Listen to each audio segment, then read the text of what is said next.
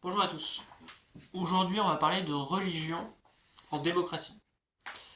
Alors, c'est un thème qui peut vous surprendre. Pourquoi parler de religion aujourd'hui où nos sociétés sont sont devenues fortement athées et où la religion, je dirais, a progressivement perdu son empire sur les âmes, du moins en tout cas dans la majorité des sociétés occidentales. Et c'est d'ailleurs un thème qui probablement vous intéressera moins que les autres pour cette raison. Et le but en fait de cette vidéo et aussi de l'article que j'ai écrit sur mon site, c'est de donner une nouvelle perspective de la religion dans une démocratie à la lumière des analyses de Tocqueville, qui parlent bien de religion.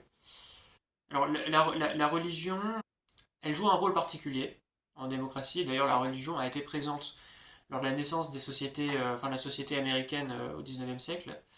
C'était une société qui était enfin, dans laquelle la religion catholique a joué un rôle assez structurant.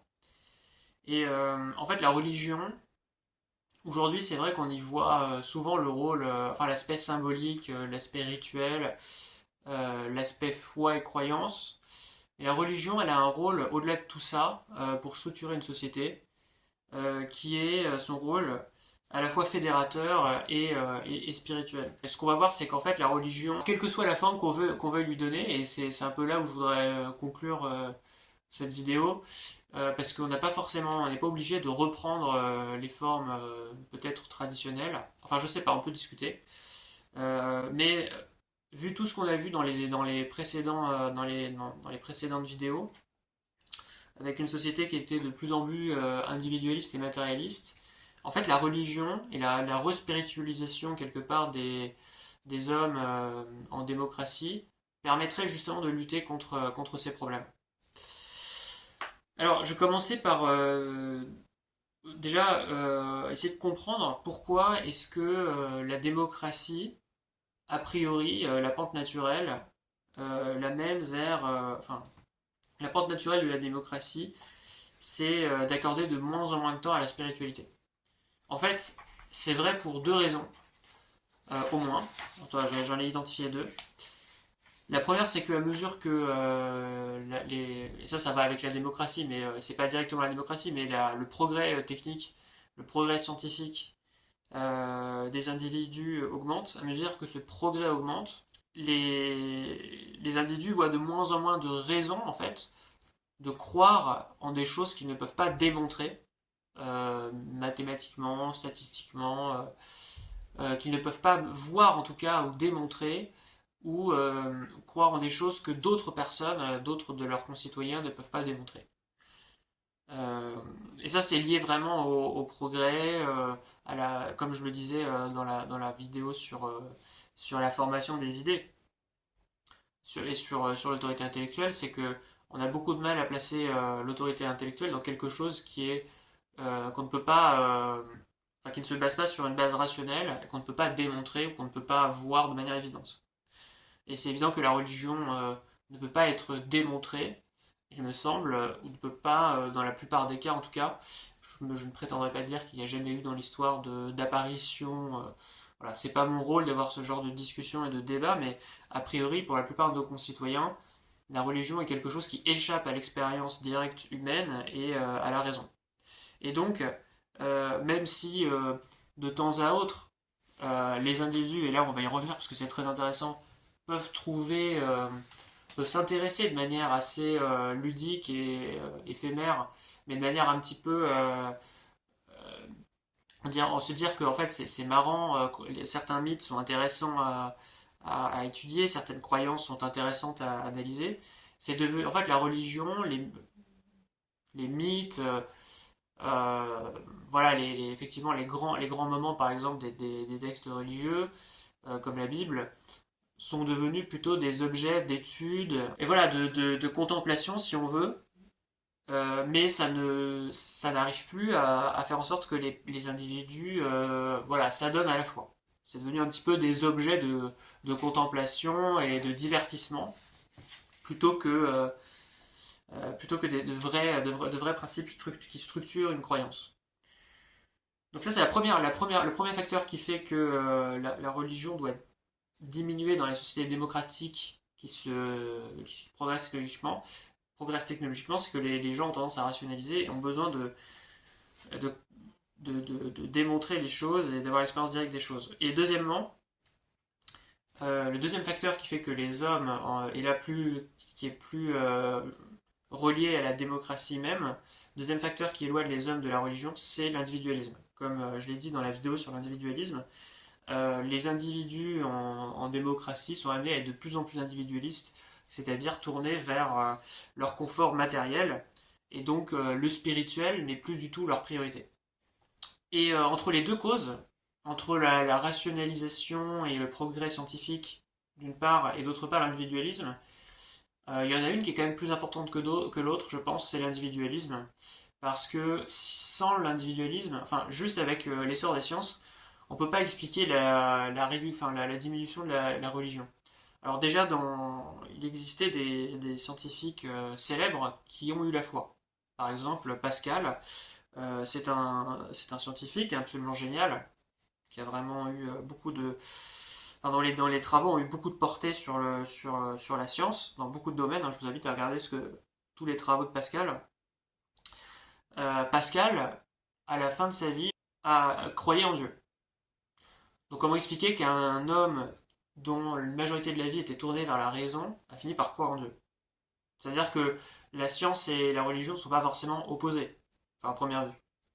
Et puis aujourd'hui, il y a beaucoup de sociétés qui sont avancées technologiquement, qui n'ont pas une part d'athéisme aussi importante que certaines sociétés occidentales. Donc c'est pas vraiment, je pense que c'est pas vraiment l'évolution des sciences qui a fait réduire la place de la religion dans la société. Je pense que c'est vraiment l'individualisme qui a porté le coup fatal à la religion. Et plus particulièrement, c'est la combinaison, je pense, des deux, de l'individualisme c'est-à-dire de la recherche individualiste du confort matériel, cette alliance de ça d'une part et de la conviction presque philosophique, hein, que tout n'est que matière, effectivement, ça ne laisse plus beaucoup de place à la foi. Et justement, Tocqueville, dans son livre de la démocratie en Amérique, nous alerte sur cette domination des choses sur l'esprit, parce qu'en fait, elle rabaisse l'homme, en réalité. Donc je vous cite un passage. Mais tandis que l'homme se complaît dans cette recherche honnête et légitime du bien-être, il est à craindre qu'il ne perde enfin l'usage de ses plus sublimes facultés, et qu'en voulant tout améliorer autour de lui, il ne se dégrade enfin lui-même. C'est là qu'est le péril, et non ailleurs. Donc par là, ce que veut dire Tocqueville, c'est que à force de vouloir améliorer son confort et être attaché aux choses, en fait, l'âme de l'homme se dégrade. En fait, se dévouer de manière excessive aux choses matérielles, c'est renoncer à tout ce qui fait la grandeur de l'homme. Et justement, au contraire, aujourd'hui, on a besoin de détourner les hommes du culte des choses pour pour leur redonner un goût à la contemplation. Et d'ailleurs, là-dessus, sur le matériel et spirituel, je veux faire une remarque, c'est que si aujourd'hui on peut justement profiter d'un certain nombre de conforts, des progrès, par exemple je sais pas, mais par exemple les choses qui sont vraiment utiles pour nous aujourd'hui, mais par exemple Internet, la médecine, pouvoir appeler quelqu'un à l'autre bout du monde, regarder la télévision, et je ne sais trop quoi d'autre, mais il y a beaucoup d'exemples. C'est parce que si vous revenez à l'origine des choses, il y a des scientifiques qui étaient complètement désintéressés, qui ne passaient pas leur temps à vivre dans le confort et dans le bien-être matériel, qui ont dévoué leur vie à des découvertes scientifiques. Et donc en fait, il y a vraiment un lien entre les deux, entre le spirituel et le matériel. C'est que si, en fait, il y en a un qui conditionne l'autre. C'est-à-dire qu'à un moment donné, si on veut arriver à bénéficier de choses qui sont matériellement confortables, il faut bien qu'il y ait il y a à un moment donné des gens qui aillent au-delà de leurs propres désirs, enfin leur désir personnel et individualiste et court-termiste, pour se projeter plus loin et pour se dévouer, par exemple, à la recherche et à la science. Et donc en fait, sans cette recherche de l'idéal, en fait, même la condition matérielle de l'homme ne progresse pas. Et je continue sur une citation de Tocqueville sur vraiment l'importance de se détacher du matériel. Il faut donc que les législateurs des démocraties et tous les hommes honnêtes et éclairés qui y vivent s'appliquent sans relâche à y soulever les âmes et à les tenir dressées vers le ciel. Il est nécessaire que tous ceux qui s'intéressent à l'avenir des sociétés démocratiques s'unissent et que tous, de concert, fassent de continuels efforts pour répandre dans le sein de ces sociétés le goût de l'infini, le sentiment du grand et l'amour des plaisirs immatériels. Et voilà, je ne sais pas à quel point ce passage résonne en vous, vous parle. Peut-être que vous dites, mais qu'est-ce que c'est que ça? On s'en fout du goût de l'infini, du sentiment du grand et de l'amour des plaisirs immatériels. C'est peut-être un passage qui est un peu difficile à appréhender, mais je sais pas, posez-vous des questions sur qu'est-ce qui est beau dans l'art, qu'est-ce qui est beau dans l'art aujourd'hui. Et je sais pas, quand vous regardez la cathédrale de Notre-Dame, faites une petite recherche et regardez combien de siècles ça a mis, combien de vies en fait ça a pris pour construire un édifice qui soit aussi beau en fait. Et de manière plus générale, tous les cathédrales, tous les monuments qui sont anciens, ils n'ont pas été faits par des gens qui regardaient Netflix toute la journée. Forcément, Netflix ça n'existait pas, mais c'est pas des gens qui, je sais pas, qui s'adonnaient à des choses faciles. C'était de la difficulté, c'était de l'effort. Euh, Toutes les choses, toutes les belles choses dans le monde, je pense, sont obtenues à un moment donné via un effort. Et si aujourd'hui effectivement, on peut tirer profit de la beauté de Notre-Dame grâce au tourisme, par exemple, ou à d'autres musées et d'autres œuvres, d'autres belles œuvres artistiques, c'est parce qu'un jour, des gens ont fait des efforts pour les faire. Et aujourd'hui, on vit sur une rente sur ce qui a été fait de grand dans l'histoire de l'homme. Mais, euh, mais vraiment, tout ce qui est beau, tout ce qui est grand, nécessite de l'effort. Et même aujourd'hui, mais j'y reviendrai après, hein. J'y reviendrai après parce qu'il n'y a pas que la religion qui amène les individus vers un idéal, il y a beaucoup de choses. Tout ce qui conduit à un dépassement de soi-même, en fait, est positif et amène l'homme au-delà de sa jouissance matérielle et présente. Et donc, Tocqueville dit, pour conclure sur ce passage, que ça doit être un des rôles des hommes politiques hein, aujourd'hui, c'est de tourner les hommes vraiment vers la contemplation et vers la grandeur. Et non pas, et non pas vers la facilité, et non pas vers la consommation de masse de choses qui sont éphémères, de choses qui sont superficielles. Voilà. Et Tocqueville va même plus loin encore là-dedans. Il dit que les hommes politiques doivent faire ça, mais il dit aussi que, en fait, les matérialistes, les gens qui prétendent que tout n'est que matière, sont en réalité les ennemis du peuple démocratique. Il dit que s'il se rencontre parmi les opinions d'un peuple démocratique quelques-unes de ces théories malfaisantes qui tendent à faire croire que tout périt avec le corps, considérez les hommes qui les professent comme les ennemis naturels de ce peuple. Il va loin quand même. Il y a bien des choses qui me blessent dans les matérialistes. Leurs doctrines me paraissent pernicieuses et leur orgueil me révolte. Si leur système pouvait être de quelque utilité à l'homme, il semble que ce serait en lui donnant une modeste idée de lui-même. Mais ils ne font point voir qu'il en soit ainsi, et quand ils croient avoir suffisamment établi qu'ils ne sont que des brutes, ils se montrent aussi fiers que s'ils avaient démontré qu'ils étaient des dieux. Voilà, ça c'est voilà, donc ça c'est un peu une critique des matérialistes et d'ailleurs c'est un peu c'est pas surprenant mais Tocqueville il est assez modéré dans son œuvre dans De la démocratie en Amérique. Voilà, il regarde les choses de manière assez objective. Il il est pas en général il n'est pas hostile de manière complètement frontale à quelque chose, à une idéologie. Et là vraiment je pense que c'est vraiment le seul moment, mais je suis pas sûr, mais je pense que c'est un des seuls moments du livre où il qualifie une doctrine et un groupe de personnes d'ennemis carrément du peuple. Donc c'est assez intéressant. On dit que les matérialistes sont les ennemis du peuple. Mais si vous réfléchissez 2 secondes, la doctrine matérialiste, ça conduit à penser que nous ne sommes que des atomes. Et souvent, ce qui va avec, c'est que on est soumis aux lois de la physique de A à Z. Et donc, si on prolonge le trait, qu'il y a un déterminisme physique qui détermine le monde, quoi.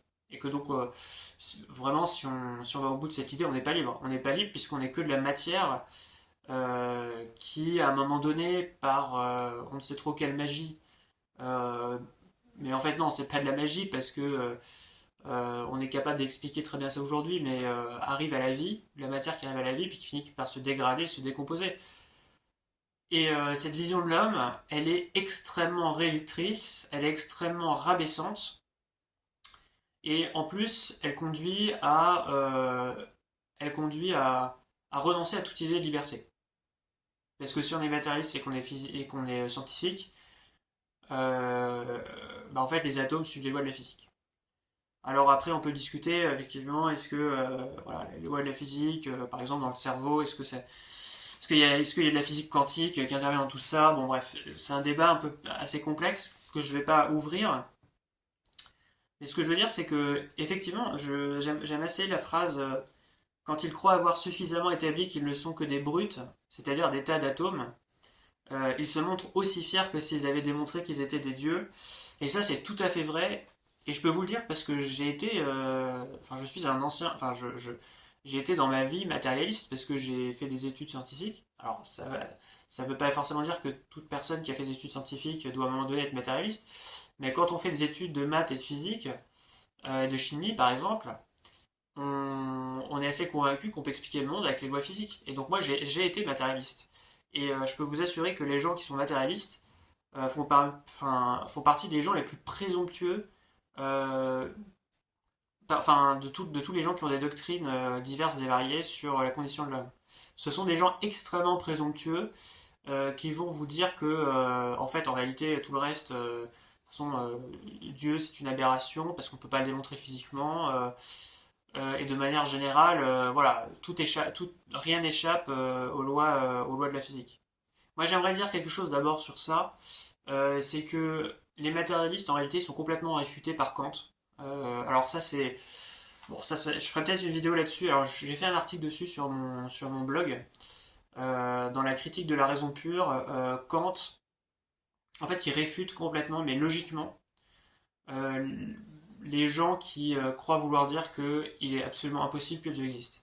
C'est-à-dire que Kant démontre il est absolument impossible de prouver, enfin de confirmer ou d'infirmer la présence de Dieu, l'existence de Dieu. Donc déjà ça c'est une première chose. Mais il va au-delà parce que en fait l'objet de l'œuvre, la critique de la raison pure, et je vous invite à lire ce que j'ai fait sur mon blog qui est pas du tout exhaustif hein, sur la critique de la raison pure. Mais il va au-delà parce que l'objet de livre c'est qu'est-ce qu'on peut connaître, qu'est-ce qu'on peut savoir en fait dans le monde. Et il réfute complètement le matérialisme. Le matérialisme, c'est une manière très simpliste de voir les choses. Et donc, au-delà en plus d'être réfuté et d'être absolument pas du tout démontrable, le fait que tout soit que matière, en plus ça rabaisse l'idée que l'homme a de lui-même parce il est qu'un tas de matière et il est même pas libre. Donc ça n'a aucun intérêt. Donc en plus d'être faux, c'est-à-dire qu'en plus de ne pas pouvoir vraiment le démontrer, ça n'a aucun intérêt pratique pour l'homme de croire qu'il n'est qu'un tas de matière et qu'il n'est pas libre. Ce qu'on ne peut pas de toute façon démontrer. Et c'est pour ça que Tocqueville considère que les matérialistes sont les ennemis du peuple. Et finalement, les matérialistes sont aussi les alliés quelque part des individualistes et de l'ensemble des gens qui vouent un culte excessif aux choses et aux jouissances présentes. Parce qu'effectivement, si on a un tas de matière et qu'il n'y a rien au-delà de ça, bah, tout ce qui est grand, tout ce qui prend de l'effort, etc., ça n'a pas forcément d'intérêt en fait. On devient beaucoup plus matérialiste, on devient beaucoup plus court-termiste, on devient beaucoup plus cynique aussi envers la vie. Et, euh, et vraiment, ça n'élève pas l'homme en fait d'avoir ce type de croyance. Et c'est pour ça, je pense, qu'il critique autant les matérialistes. Voilà, donc maintenant ça fait la transition vers les deux rôles que j'avais esquissés déjà un peu en intro, qu'a la religion, et qui font que la religion serait utile dans la démocratie. Le premier rôle, on l'a vu, c'est de spiritualiser les hommes, c'est-à-dire en fait de les détourner un moment des choses matérielles. Et pourquoi c'est intéressant justement à la lumière de tout ce qu'on a vu sur l'individualisme et sur l'amollissement des peuples, c'est que il faut bien détourner à un moment donné les gens de leur divertissement facile pour les intéresser à la politique et aux choses communes et au fait qu'ils vont vivre dans une société qui va s'épanouir et qui va être bonne. Et donc justement la religion peut avoir ce rôle de détourner les hommes des choses faciles, éphémères et des choses qui captent complètement leur attention. Ça permet de les focaliser sur autre chose, et en tout cas de les détourner de la facilité. Mais c'est pas le seul intérêt de la religion, puisque on pourrait dire, après tout, on pourrait très bien se détourner du confort matériel et du bien-être matériel par des œuvres d'art, par exemple des livres, par des films, voilà, qui sont des manières d'être transportés au-delà des choses matérielles. Le sport, par exemple, voilà. Et on va en reparler juste un peu plus tard. Mais si vous vous demandez qu'est-ce qui fait la différence, par exemple, entre un livre, une œuvre d'art et une religion, c'est que la religion, en fait, elle a une dimension sociale, en fait. En fait, pardon, c'est pas qu'elle a une dimension sociale, c'est que elle est commune à un ensemble d'individus. Elle permet de relier, de fédérer, en fait, les individus entre eux. D'ailleurs, dans l'étymologie de religion, on retrouve voilà, le terme latin religare, c'est-à-dire relier en latin. Et un des intérêts de la religion, donc au-delà de se désintéresser des choses purement matérielles, c'est de relier les hommes autour de principes, de valeurs communes, de valeurs morales communes. Et ça, c'est très important de rassembler les individus à une époque où justement la société est de plus en plus individualiste, de plus en plus fragmentée, de plus en plus archipélisée, pour reprendre le terme de Jérôme Fourquet. Et Tocqueville doute même de la survie d'une démocratie sans religion. Je cite: c'est le despotisme qui peut se passer de foi, mais non la liberté. Comment la société pourrait-elle manquer de périr si, tandis que le lien politique se relâche, le lien moral ne se resserrait pas? Autrement dit, non seulement la religion est importante parce qu'elle fédère de manière générale, parce elle fédère les hommes et elle les détourne des choses matérielles, mais elle est en plus d'autant plus cruciale dans une démocratie où justement il n'y a plus de il y a plus il y a un lien, le lien politique se relâche, c'est-à-dire que bah, avec la progression de l'égalité des conditions, avec le fait que tout le monde peut s'exprimer, avec le fait que chacun a des droits égaux, il n'y a plus le cadre, le cadre de l'ancien régime avec voilà, une aristocratie qui règne sur les codes, etc. Donc notre société est de plus en plus libérale, entre guillemets, et justement c'est parce qu'elle est de plus en plus libérale que dans le même temps il faut garder cette sorte de ciment moral qui relie les hommes autour de valeurs communes. C'est d'autant plus important justement dans une démocratie de garder ça. Et la première phrase est intéressante, c'est le despotisme qui peut se passer de foi mais non la liberté. C'est un peu un avertissement. C'est un peu un avertissement, justement. Vers où va-t-on, nous qui avons renoncé justement à la spiritualité? Peut-être que justement on tend vers le despotisme, qui lui n'a pas besoin de religion. Puisque le despotisme, voilà, c'est l'autorité, c'est l'autoritarisme, c'est la servitude envers les trois pouvoirs qu'on a vus précédemment, c'est-à-dire l'État, l'aristocratie économique et financière et la majorité idéologique. Et quand vous avez, voilà, quand vous êtes un esclave, vous n'avez pas besoin de religion. Et c'est très intéressant ce passage, c'est vraiment très intéressant. Et justement, ce mouvement tendanciel que Jérôme Fourquet, mais c'est pas le seul, bien sûr, c'est un fait tout à fait connu de déchristianisation des sociétés occidentales, et donc d'individualisation, d'archipélisation, de fragmentation, ça nous mène, et ça peut s'expliquer, d'ailleurs Jérôme Fourquet le dit, hein, c'est la perte de la matrice religieuse chrétienne, ça nous mène tout le droit dans la gueule du despotisme.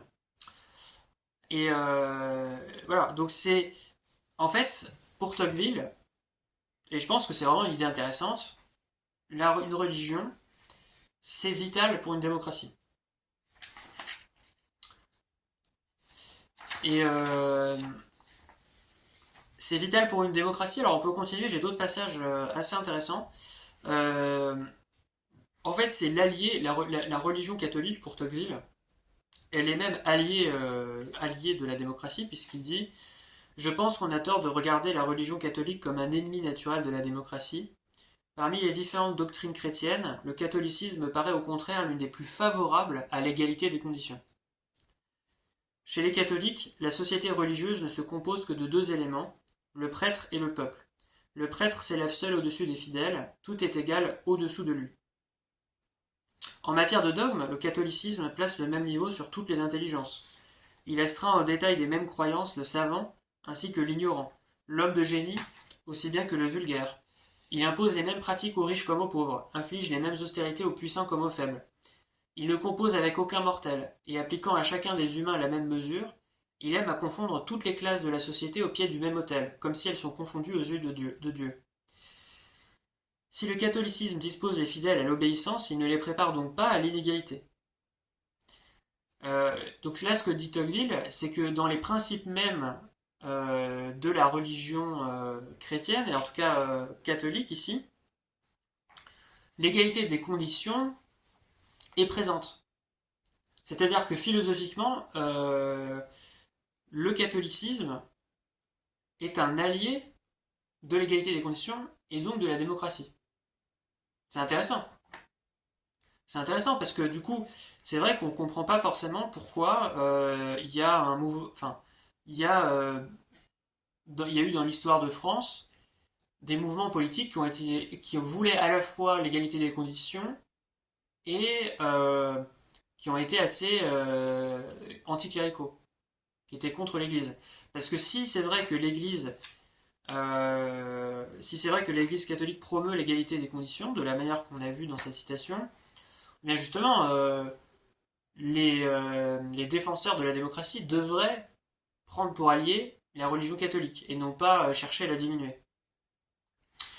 Et Tocqueville, il continue par un exemple sur le cas concret américain. On peut donc dire qu'aux États-Unis, il n'y a pas une seule doctrine religieuse qui se montre hostile aux institutions démocratiques et républicaines. Tous les clergés y tiennent le même langage, les opinions y sont d'accord avec les lois, et il n'y règne pour ainsi dire qu'un seul courant dans l'esprit humain. Et voilà, donc en plus de ça, Tocqueville, qui a donc étudié la société américaine lors de son voyage, il remarque que la religion est une alliée des institutions démocratiques et républicaines, et pas une ennemie.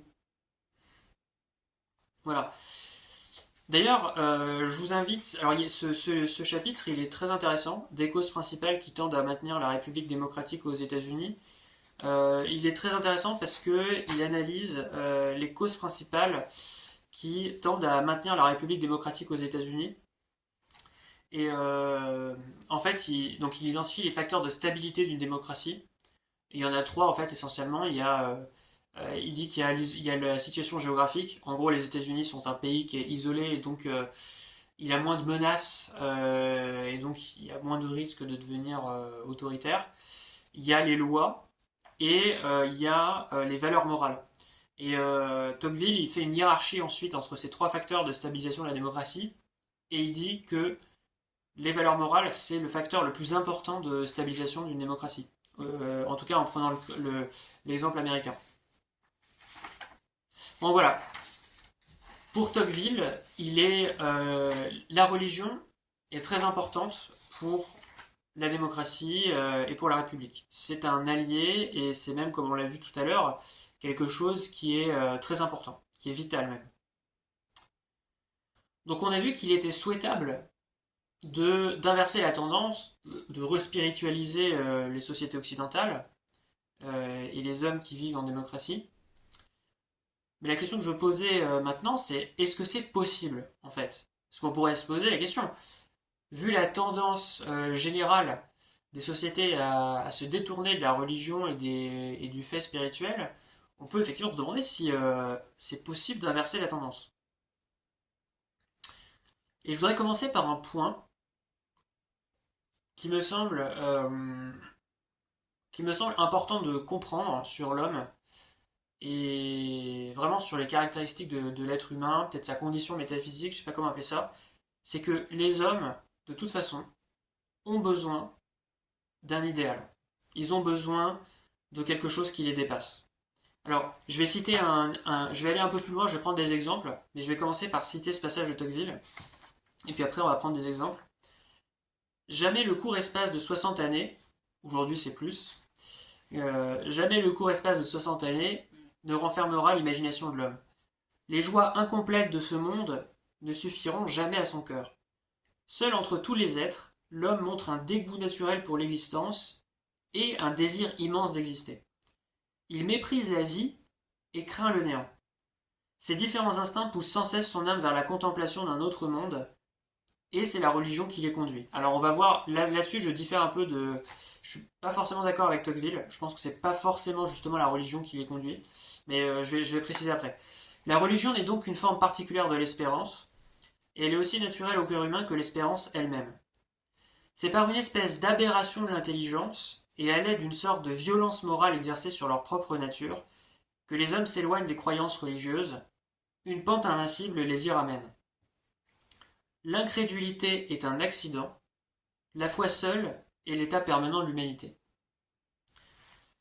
C'est très intéressant parce que justement, si on veut respiritualiser les hommes et qu'on se dit d'un autre côté que les hommes, de toute façon, à la base, ils ont besoin de croire, ils ont besoin d'un idéal, ils ont besoin de quelque chose qui élève leur âme vers la contemplation d'un autre monde, comme le dit Tocqueville, alors c'est pas peine perdue, puisque c'est une donnée initiale, c'est une condition initiale de l'homme. Mais là où je diverge un peu avec Tocqueville, c'est que Tocqueville dit c'est la religion qui remplit ce rôle, forcément. Et il dit il y a eu une violence morale exercée sur la nature des hommes qui fait que les hommes se sont détournés de la religion. Et il dit une pente invincible les y ramène et que l'incrédulité est un accident et la foi seule est l'état permanent de l'humanité. Je suis à moitié d'accord avec lui, c'est-à-dire je pense que je pense qu'il se trompe lorsqu'il dit que la religion c'est la seule qui peut jouer ce rôle et que c'est une violence morale qui fait que les hommes ont abandonné la religion. Par contre, je pense qu'il y a de toute façon une pente invincible qui, avec la disparition de la religion, nous a ramenés vers la contemplation d'autre chose.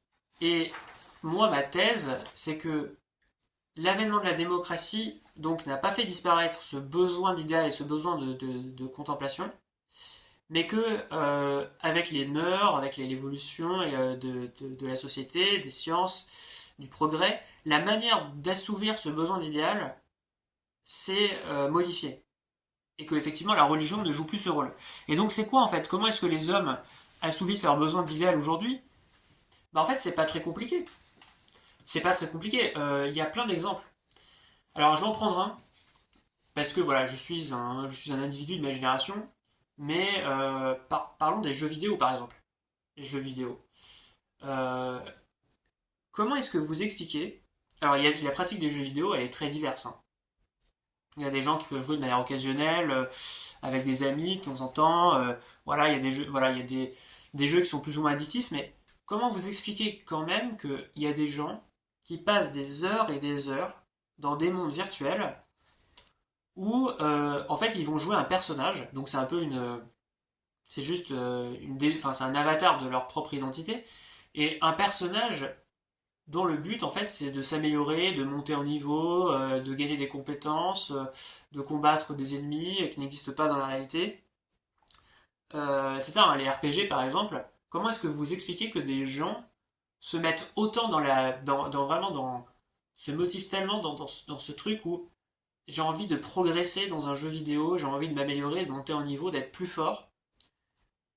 Comment vous expliquez qu'il y a des gens qui passent voilà, des heures et des heures voilà, à jouer à des jeux vidéo, il y a des systèmes de ranking où voilà, il faut être plus fort, parce qu'il y a ce besoin de dépassement et de progression euh, voilà, qui est donné.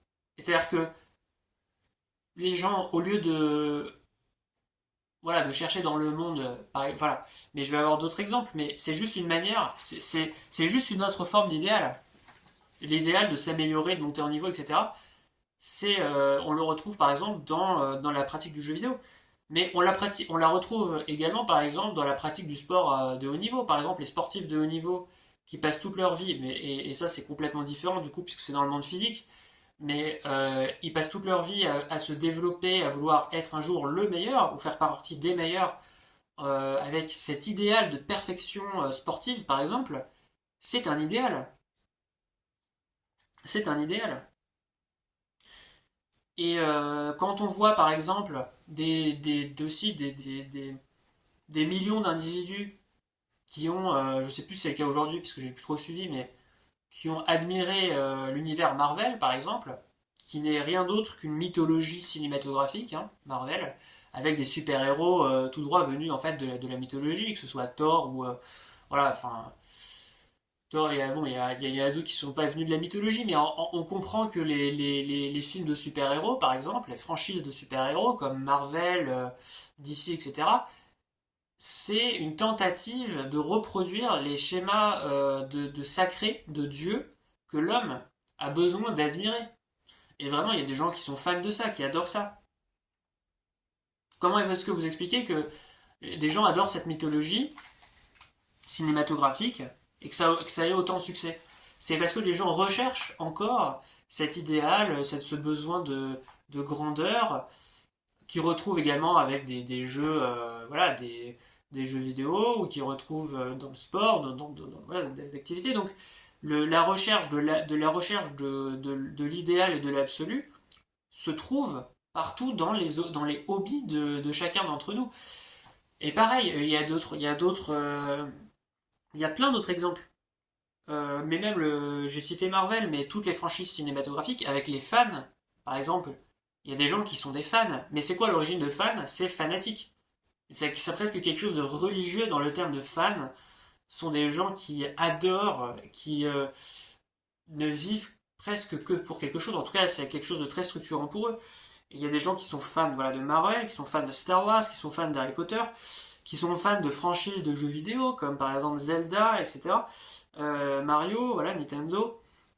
Il y a des gens qui sont fans de stars, euh, mais vraiment des gens voilà, pour lesquels certaines stars, certains acteurs sont de véritables demi-dieux, par exemple pour eux, qui s'intéressent à leur vie dans les moindres détails. Donc, vous voyez que la religion qui s'est diminuée dans sa forme traditionnelle, historique et symbolique, se retrouve parmi les hobbies, les passe-temps de chacun d'entre nous.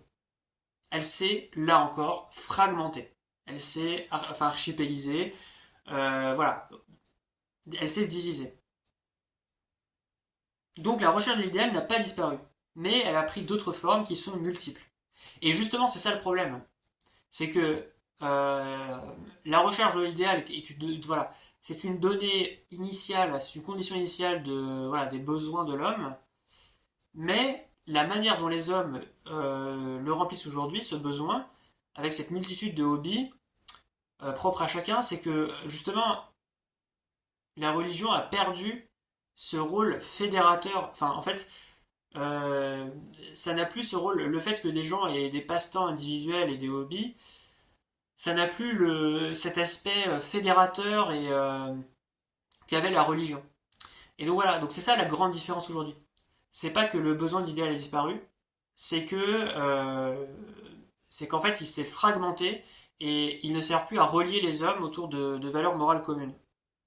Et donc aujourd'hui, si effectivement la question c'est de savoir est-ce qu'on peut respiritualiser les hommes et refaire quelque chose qui se rapproche du rôle fédérateur, voilà, du rôle de la religion, il faudrait réinventer, il faudrait refonder quelque chose de fédérateur. C'est ça l'essentiel. Parce que aujourd'hui, le fait qu'il y ait d'un côté les gens qui adorent Marvel, les autres qui passent leur temps à jouer à des jeux vidéo, de l'autre des gens qui sont fascinés par telle ou telle star, de l'autre des gens qui sont des fans d'athlétisme, voilà, je sais pas, ou d'un sport quelconque. En fait, tout ça, c'est bien. Individuellement, c'est bien que ces choses-là existent, mais ça ne permet pas de fédérer. Et donc, comment est-ce qu'on recrée quelque chose de fédérateur? C'est vraiment ça la question. Et en fait, il y a trois écueils. En fait, il y a trois choses qu'il faut absolument éviter si on a envie de recréer quelque chose de fédérateur. Déjà, il ne faut pas créer quelque chose de symbolique. Ça ne peut pas fonctionner. Enfin, il ne faut pas créer quelque chose de symbolique. Il ne faut pas quelque chose de créé de trop traditionnel, de trop rituel, parce que en fait, ça renvoie les individus au passé que, euh, que les hommes en démocratie jugent archaïque.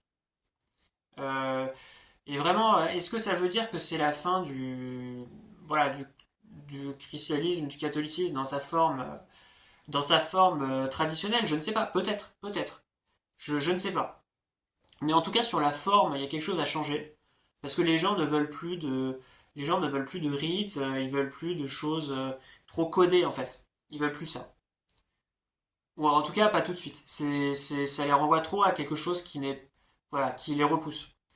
Deuxièmement, il y a un autre écueil, c'est que si on doit recréer quelque chose de fédérateur, ça ne doit pas chercher à s'opposer aux valeurs communes de la démocratie, c'est-à-dire à l'égalité des conditions et aux libertés individuelles. Parce que si on crée, voilà, si on crée quelque chose qui se rapproche de la religion, mais qui repart sur quelque chose qui est réservé à une minorité de la population, ça ne pourra pas fonctionner. Elle doit chercher effectivement à atténuer l'individualisme, mais elle ne doit pas chercher non plus à détruire complètement les passions des individus qui sont propres à la démocratie. Donc c'est subtil, c'est un truc qui doit tempérer en fait l'individualisme démocratique, mais qui ne doit pas chercher à le détruire parce qu'en fait c'est pas possible. Et enfin, il y a un dernier écueil que quelque chose de fédérateur, de religion, doit chercher absolument à éviter, selon moi. Et ça, Tocqueville le dit, mais j'ai pas repris la citation, mais il le dit à un moment donné dans son livre, c'est que une religion, normalement, c'est pas fait pour être politisé. Et quand je dis politisé, c'est-à-dire que ça doit pas être quelque chose qui doit être le fait d'un parti politique. Parce qu'alors, en fait, elle rentre dans le débat politique, elle rentre vraiment dans le combat d'un parti contre un autre. Et donc, si une religion est le fait d'un parti politique, bah, tout de suite, elle est attaquée par les autres.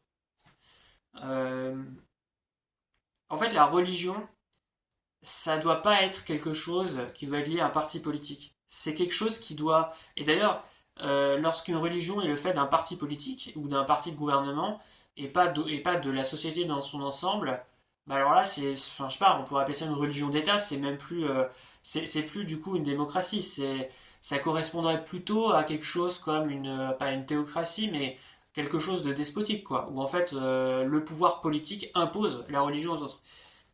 En fait, la religion, ça doit être plutôt de quelque chose qui doit être à la fois privé, c'est-à-dire propre aux croyances des individus, mais c'est surtout quelque chose qui doit transcender les partis politiques et qui doit être adopté par tout le monde.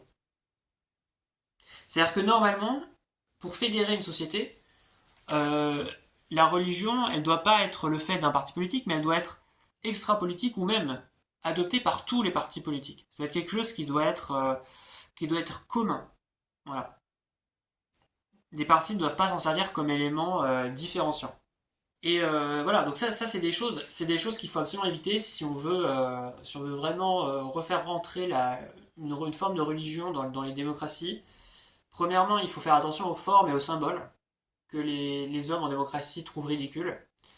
Deuxièmement, il faut que cette religion soit compatible avec les valeurs de la démocratie, mais on a vu que le christianisme et le catholicisme, normalement dans leur ADN, est compatible. En tout cas, voilà, je ne m'exprime pas sur les autres religions là j'ai juste cité un passage de Tocqueville, mais a priori c'est pas impossible. Mais en tout cas, une religion qui est contemporaine, elle ne peut pas s'opposer aux valeurs de la démocratie.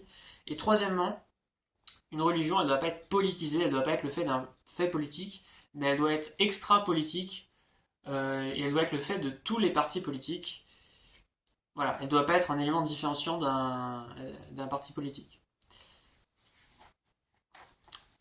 Et pour terminer, finalement, on a vu ce que devaient pas les écueils à éviter pour une religion, mais effectivement, qu'est-ce qui pourrait rassembler aujourd'hui les hommes au XXIe siècle si ce ne sont plus totalement les religions traditionnelles. On a vu ce que ne devait pas être une religion. La question c'est est-ce que les religions traditionnelles peuvent s'adapter? Peut-être.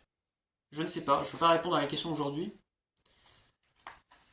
Mais peut-être qu'il y a quelque chose de nouveau, des idées nouvelles à inventer pour les démocraties. Je ne sais pas. Je voudrais faire remarquer quand même en conclusion que aujourd'hui les hommes sont beaucoup plus tournés vers leur avenir que vers leur passé. Et les hommes s'intéressent enfin, en réalité, les démocraties s'intéressent beaucoup moins à leur histoire, à leur culture, euh, qu'à leur avenir. On voit que les hommes aujourd'hui sont prompts à déboulonner les statues de leurs grands hommes, en même temps qu'ils militent sans fatigue pour l'avenir de leur planète, par exemple. Et ça, je pense que ça montre bien que les gens, aujourd'hui, en démocratie, sont vraiment intéressés par leur avenir plutôt que par leur passé.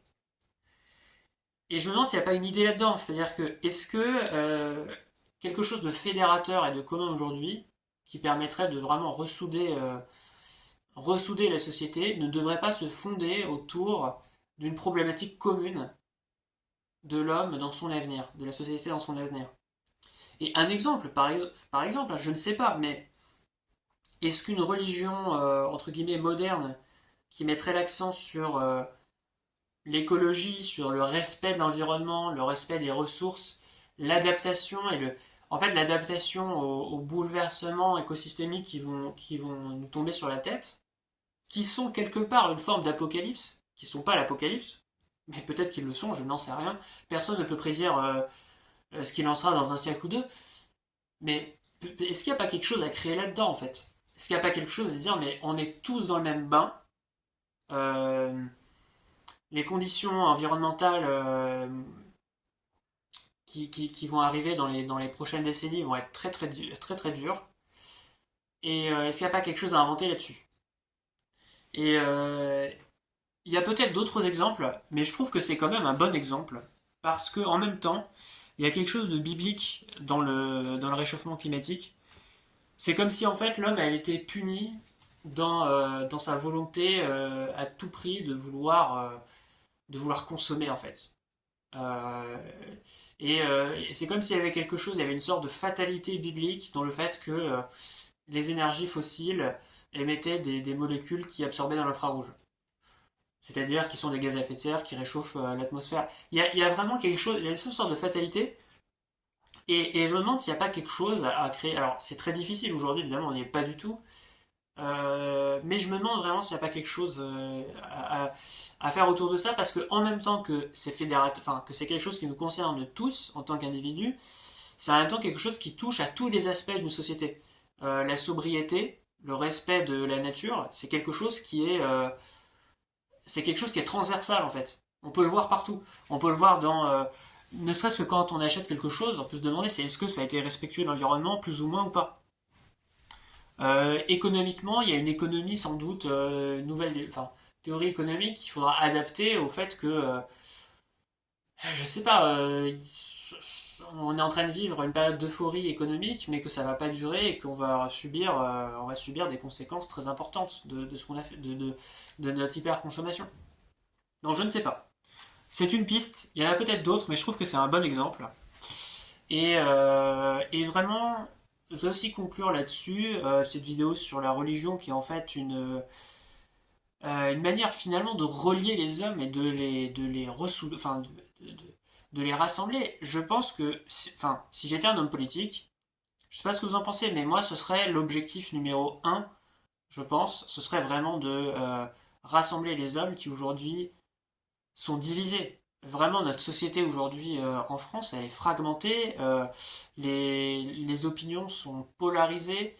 Alors, je vois principalement trois blocs, hein, n'importe qui peut les voir, il suffit de regarder, s'intéresser un petit peu aux résultats des élections, à la géographie électorale, mais à la composition de l'Assemblée nationale. Aujourd'hui, il y a trois blocs. Il y a un bloc centriste, il y a un bloc d'extrême droite identitaire et il y a un bloc plutôt de gauche, progressiste.